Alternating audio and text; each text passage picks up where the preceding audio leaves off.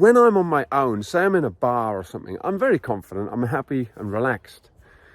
However, if my children, especially when they're only 4 or 5, or my wife or somebody who I feel I need to protect a little bit or need to look after, keep an eye on, if they're around, I become far more protective. And if I see something going on, I'll be over there and I'll be like, have you got a problem? So when the dogs think that they're meant to be protecting you, they become far more protective. And if you can get it so that the dog knows you're protecting them, it's your job to make a decision, then you can start leading your dog and showing them how to behave.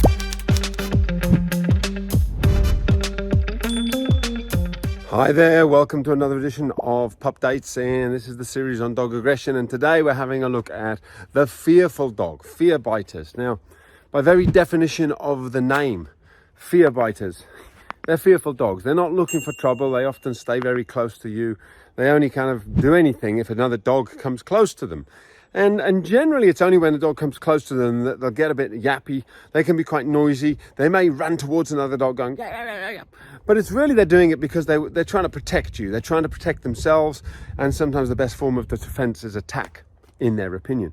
Here's the key piece I'd like you to think about before I kind of move on to my suggested solution. And the whole point here is not to give you the solution, but to help you, because that's too complex for this short video. It's to help you understand what's going on so you can see why the solution is not training, but a change of tact. It's a different approach. So here's the main thing. When you're sat there calmly having your caramel slice and your coffee, very relaxed and calm, clearly taking no notice of the dog that's coming towards you, and then your dog just bursts into a full-on attack mode, is your dog taking any notice of how you're behaving? No. Your dog doesn't take a blind bit of notice what you're doing because it's their job to protect you. And therein lies the problem.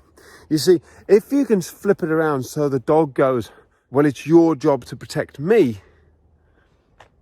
this fear biting disappears, or at least becomes, way easier to deal with.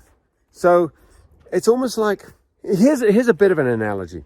You see, when I'm on my own, say I'm in a bar or something, I'm very confident, I'm happy and relaxed. However, if my children, especially when they're only 4 or 5, or my wife or somebody who I feel I need to protect a little bit or need to look after, keep an eye on, if they're around, I become far more protective. And if I see something going on, I'll be over there and I'll be like, have you got a problem?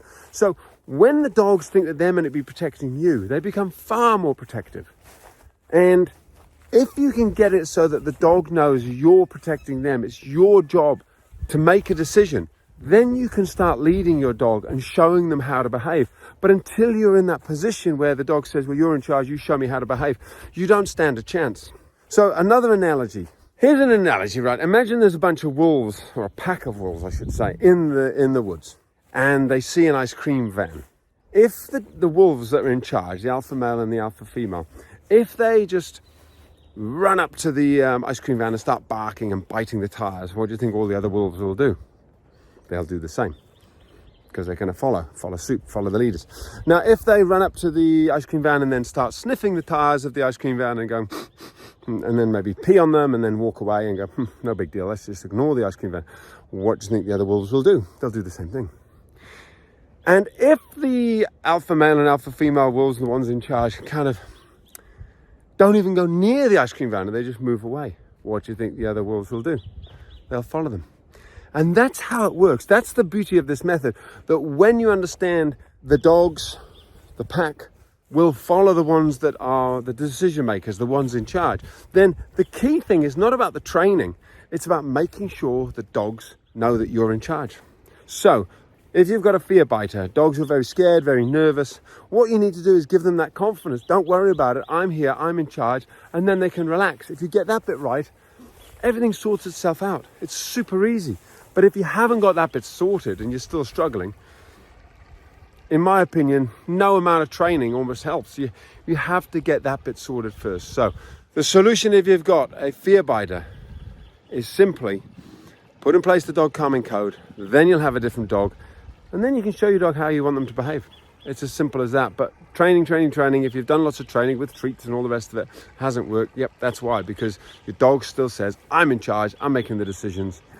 And yeah, if you're wondering what that sound is, let me try and show you. Hang on. No, not that way. Over here. There you go. Beautiful stream. Alrighty, guys, ladies, gentlemen, have a great day. Much love. Love to your dogs. I've got to go and find my dog somewhere. Alrighty, catch you. Bye-bye.